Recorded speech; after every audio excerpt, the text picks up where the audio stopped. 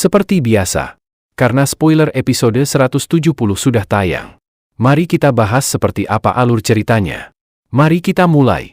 Sebelumnya, Xiao Yan menghela nafas sambil merasa tersesat saat menyaksikan kelompok Sun Er menghilang. Beberapa saat kemudian, dia memimpin semua orang untuk kembali ke paviliun bintang jatuh. Xiao Yan tak diragukan lagi adalah orang yang paling banyak memperoleh manfaat selama perjalanan ke wilayah gurun kuno. Tak hanya menikmati meditasi legendaris di bawah pohon Bodhisattva kuno, hati Bodhisattva juga tersembunyi di dalam tubuhnya. Ditambah 11 benih Bodhisattva murni yang tersisa di tangannya. Hal yang paling membahagiakannya adalah ia berhasil mencegah kelompok Hun Yu mendapatkan apapun. Xiao Yan tanpa sadar merasa ingin tertawa setiap kali memikirkan ini. Kelompok Xiao Yan beristirahat selama seminggu penuh setelah kembali dari wilayah gurun kuno. Dia tidak langsung memurnikan hati Bodhisattva setelah kembali ke paviliun bintang jatuh. Karena ia mengerti bahwa itu terlalu penting. Oleh karena itu, dia berusaha keras untuk mencapai kondisi puncaknya dalam waktu 1 bulan. Sementara Xiao Yan menunggu kondisi puncaknya tiba, Yao Lao telah pergi selama setengah bulan sebelum akhirnya kembali muncul di hadapan Xiao Yan dan menyerahkan sebuah kotak. Ini, pil Bodhisattva? Xiao Yan sejenak menatap kotak giok sebelum tiba-tiba bertanya. Betul. Yao Lao tersenyum dan mengangguk. Kamu memiliki hati Bodhisattva di dalam tubuhmu. Menambahkan bantuan pil ini, itu akan memungkinkanmu untuk berhasil melakukan terobosan ke level Ban Sheng. Xiao Yan merasakan sesuatu yang menghalangi hatinya saat dia mengamati wajah tua Yao Lao. Guru, terima kasih. Tidak perlu mengatakan hal-hal ini antara guru dan murid. Yao Lao menggelengkan kepalanya dan berkata, yang paling penting bagimu adalah dengan cepat maju ke level Ban Sheng. Jika tidak, kamu tidak akan memiliki kemampuan untuk menundukkan api teratai memurnikan iblis jika muncul 3 tahun lagi. Xiao Yan diam-diam mengangguk. Dia ragu sejenak sebelum dia menarik botol giok keluar dari cincin penyimpanannya dan menyerahkannya pada Yao Lao. Guru, ini adalah jiwa Han Feng. Kamu harus menghadapinya. Wajah Yao Lao sedikit kaget setelah mendengar ini. Matanya rumit saat dia melihat botol batu giok. Ada beberapa kesedihan di dalamnya. Namun, dia tidak mengatakan apa-apa saat dia menerimanya. Xiao Yan merasakan kesedihan sementara dia mengamati wajah tua pria di depannya. Dia mengayunkan lengan bajunya dan berlutut ke tanah. Dia bersujud 2 kali sebelum berbicara dengan suara yang dalam.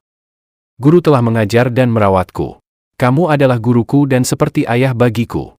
Murid ini akan membantu guru membalas dendam atas semua penghinaan dan penderitaan yang kamu derita. Yao Lao terkejut ketika dia melihat Xiao Yan tiba-tiba bersujud. Dia buru-buru melangkah maju dan mencoba mengangkatnya berdiri. Namun, sebelum dia bisa mendukung Xiao Yan, Kai Lin yang memeluk Xiao Xiao juga dengan tenang berlutut di samping Xiao Yan. Dia adalah istri Xiao Yan dan Xiao Yan melihat Yao Lao seperti ayahnya, jadi dia secara alami melihatnya sama. Kamu bocah kecil. Yao Lao tanpa daya menggelengkan kepalanya saat matanya menjadi sedikit lembab. Pada saat ini, dia mengerti bahwa surga tidak meninggalkannya. Dia mungkin pernah buta, tapi dia tidak buta untuk kedua kalinya. Guru besar. Xiao Xiao membelalakan mata hitamnya saat memandang Yao Lao. Suara renyahnya menyebabkan senyum muncul di wajah semua orang yang hadir. Xiao Xiao yang baik. Wajah Yao Lao tanpa sadar dipenuhi kegembiraan. Dia buru-buru mengangkat Xiao Xiao ke pelukannya.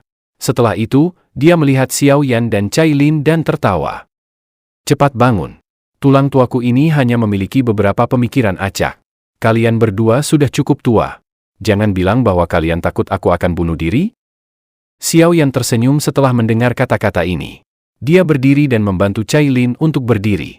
Memegang kotak giok di tangannya, dia menoleh untuk melihat sebuah ruangan batu besar yang tersembunyi di dalam gunung. Sudah waktunya. Aku harus masuk. Tidak ada yang tahu berapa lama aku akan berada dalam retret. Kalian semua harus mendengarkan instruksi guru selama periode waktu ini. Dimengerti. Cai Lin, dokter peri kecil, dan yang lainnya mengangguk sedikit setelah mendengar saran Xiao Yan. Guru, jaga diri. Xiao Yan menghirup nafas dalam-dalam. Dia menghadapi Yao Lao dan menangkupkan kedua tangannya secara serius. Setelah itu, dia tidak menunda lagi. Dia berbalik dengan kotak giok dan perlahan melangkah melewati pintu batu tebal di depan mata semua orang. Ayo pergi. Selanjutnya, kita akan menunggunya berhasil menjadi Ban Sheng. Yao Lao dengan lembut menghela nafas. Setelah itu, dia melambaikan tangannya, memeluk Xiao Xiao, dan perlahan pergi.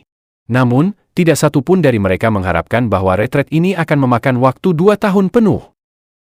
Sementara Xiao Yan berada di retretnya, Paviliun Bintang Jatuh memanfaatkan sepenuhnya sisa waktu sebelum aula jiwa balas dendam untuk menjadi lebih kuat.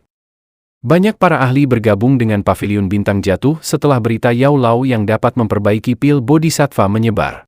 Namun, seiring kekuatan dan reputasi Paviliun Bintang Jatuh tumbuh, Sekte Langit Mendalam, yang telah membuat dendam dengan Xiao Yan, tidak dapat diam. Di masa lalu, wilayah Paviliun Bintang Jatuh belum terlalu besar. Oleh karena itu, ada sedikit konflik antara keduanya. Yang satu adalah faksi lama, sementara yang lainnya adalah faksi yang sedang naik daun. Bentrokan antara keduanya memang akan intens. Kedua belah pihak telah mengalami kemenangan dan kekalahan masing-masing setelah berjuang untuk jangka waktu tertentu. Tidak ada pihak yang mampu melakukan apapun terhadap pihak lain. Namun, situasi ini tidak bertahan lama sebelum Sekte Langit Mendalam telah mengumumkan bahwa mereka akan membentuk aliansi yang bernama Aliansi Sungai Mendalam. Di mana aliansi ini beranggotakan Lembah Sungai Es, Paviliun Angin Petir dan beberapa sekte terkenal lainnya. Pertempuran sekali lagi meletus dan memaksa pertahanan Paviliun Bintang Jatuh mundur. Namun, Yao Lao tidak panik. Pertahanan mereka akhirnya hanya berpusat di kota-kota penting dan saling terhubung melalui lubang teleportasi. Ini menyebabkan wilayah Paviliun Bintang Jatuh menjadi tak tertembus. Beberapa serangan aliansi Sungai Mendalam mengalami kesulitan mencapai hasil yang jelas. Sebaliknya, mereka akhirnya mengalami kerugian yang cukup besar setelah banyak pertempuran. Kemacetan ini berlanjut selama beberapa bulan sebelum aliansi Sungai Mendalam tidak punya pilihan selain menyerang dan secara bertahap menarik diri. Setelah perdamaian sementara terbentuk, dataran tengah menjadi tenang untuk jangka waktu tertentu. Namun ini tidak berlangsung lama sebelum beberapa informasi dikirim dari sumber yang tidak diketahui. Tokoh utama dari berita ini klan Ling. Belum lama ini, beberapa ahli menemukan bahwa wilayah klan Ling telah dibuka sekali lagi. Ketika para ahli ini masuk dan memeriksa, mereka menemukan bahwa alam Ling benar-benar kosong. Tidak ada satupun orang di dalamnya. Sementara berbagai faksi menebak alasan hilangnya klan Ling. Semua klan kuno telah membuat tebakan mereka sendiri. Beberapa waktu yang lalu, sebuah perang besar pernah meletus di antara 8 klan kuno. Alasan untuk perang itu adalah giok dewa kuno Tou Shi. Mereka menduga bahwa hilangnya klan Ling kali ini mungkin berhubungan dengan klan kuno lainnya. Tujuan mereka adalah untuk mendapatkan potongan giok di tangan klan Ling. Namun, di antara 6 klan kuno yang tersisa, kemungkinan hanya 2 klan yang memiliki kemampuan untuk memusnahkan seluruh klan Ling tanpa diketahui siapapun. Mereka adalah klan Gu dan klan Hun. Oleh karena itu, kedua klan inilah yang paling dicurigai. Menyusul berbagai insiden menarik yang terjadi di dataran tengah, satu musim berubah ke musim lainnya. Sudah hampir 2 tahun sejak Xiao Yan melakukan retretnya. Namun, masih belum ada tanda-tanda aktivitas di mana Xiao Yan telah mengambil retretnya. Yao Lao mempelajari pintu batu besar yang diolesi lumut dari jarak yang cukup dekat. Itu lama kemudian, sebelum dia menghela nafas pelan. "Oh, bocah kecil. Retretmu ini benar-benar mengkhawatirkan orang lain." "Yao Lao." Sinar cahaya tiba-tiba bergegas dari kejauhan sementara Yao Lao menghela nafas. Sosok cantik Cailin muncul di belakang Yao Lao.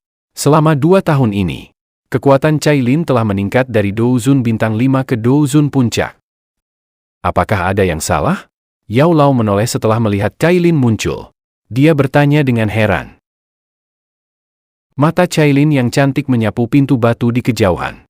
Matanya meredup saat ia mengeluarkan kartu merah darah dan berkata, "Ini dikirim oleh Aliansi Sungai Mendalam." "Apa ini?"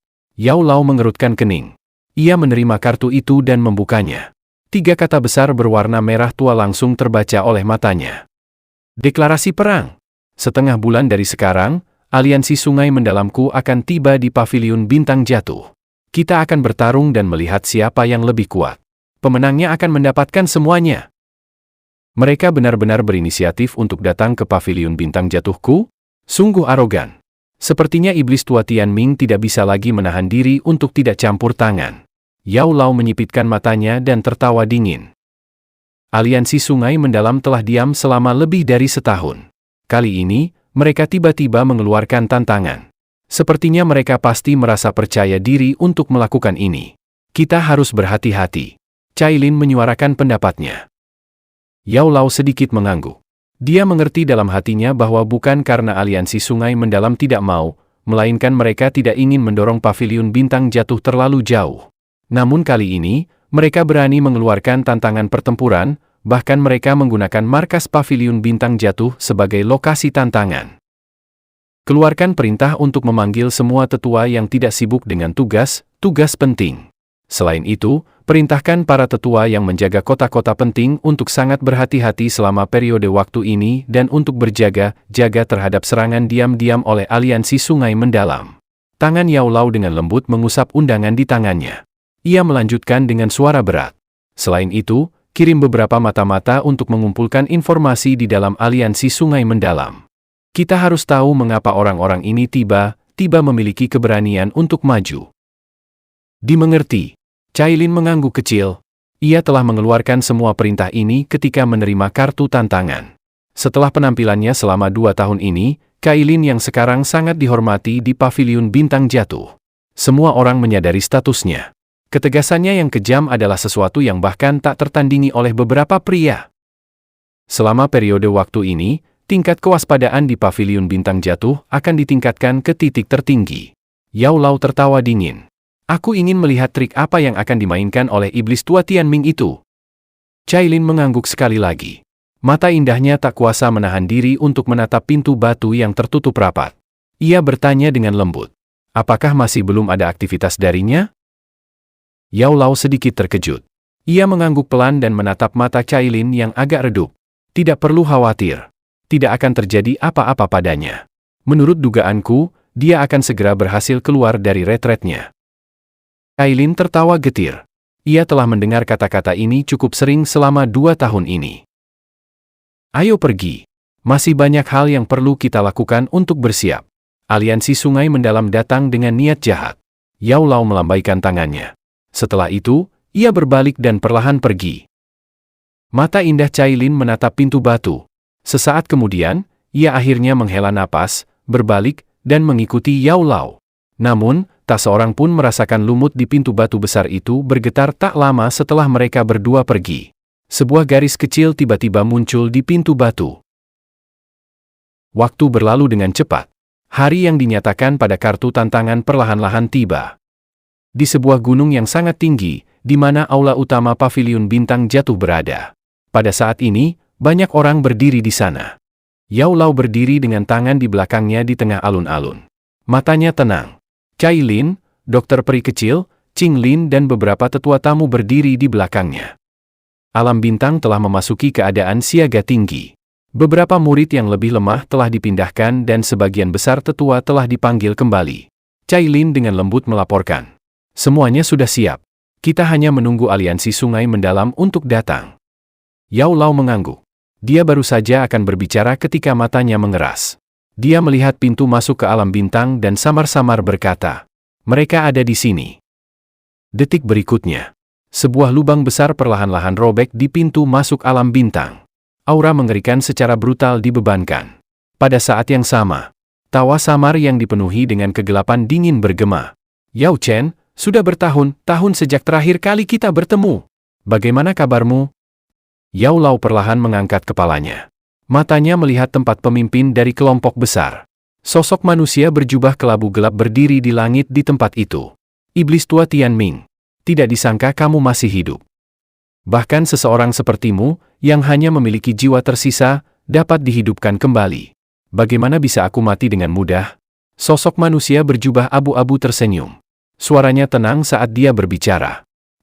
Yao Lao mengangkat kelopak matanya. Dia mengabaikan iblis tua Tianming dan menyapu pandangannya pada kelompok besar di belakangnya. Setidaknya ada 100 orang yang hadir, dan sekitar setengah dari kelompok ini memiliki kekuatan Douzun. "Yao Lao, karena kita kenalan lama, selama paviliun bintang jatuhmu menarik 500 km dari wilayah aliansi Sungai Mendalam, dan berjanji untuk tidak memulai konflik di masa depan, kami, aliansi Sungai Mendalam akan mundur hari ini." Suara lemah iblis tua Tianming dipancarkan melalui udara. "Kamu pasti sedang bermimpi," Cailin membalas dengan suara sedingin es. Pada saat yang sama, Mata Yao Lao dengan tenang menatap iblis tua Tianming. Sesaat kemudian, senyum dingin muncul di wajahnya. Dia tidak mundur. Apakah menurutmu aliansi Sungai Mendalam memiliki kualifikasi untuk mengucapkan kata-kata ini, mengingat kekuatannya? Dia tiba-tiba melambaikan tangannya pada saat bersamaan. Segera, banyak aura yang sangat kuat tiba-tiba meletus dari pegunungan sekitarnya. Iblis tua Tianming memperhatikan tirai cahaya Douqi yang turun dari langit di sekitarnya. Senyum dingin perlahan muncul. "Dua tuan, tolong tunjukkan diri kalian." Iblis tua Tianming tertawa aneh. Segera, ruang di samping iblis tua Tianming tiba-tiba mulai bergoyang. Sebuah retakan ruang terbentuk dan dua gugusan aura gelap yang mengerikan dengan cepat terbang keluar. Mereka adalah Tianzun kedua dan ketiga. "Yao Chen, aku sudah bilang sebelumnya bahwa paviliun bintang jatuh kalian cepat atau lambat akan berubah menjadi reruntuhan. Namun, kalian juga seharusnya senang bahwa ini telah tertunda 2 tahun. Guyu.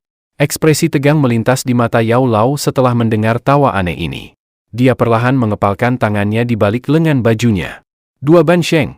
Jika iblis tua Tianming disertakan, totalnya ada 3. Yao Lao, tak ada gunanya mengaku kalah. Mengingat metode aula jiwa dan aliansi Sungai Mendalam, mustahil bagi mereka untuk terus membiarkan kita bertahan hidup. Wajah Kailin sedingin es. Kilatan dingin melintas di mata cantiknya. Sekarang, kita tak punya pilihan lain selain melawan mereka sampai mati.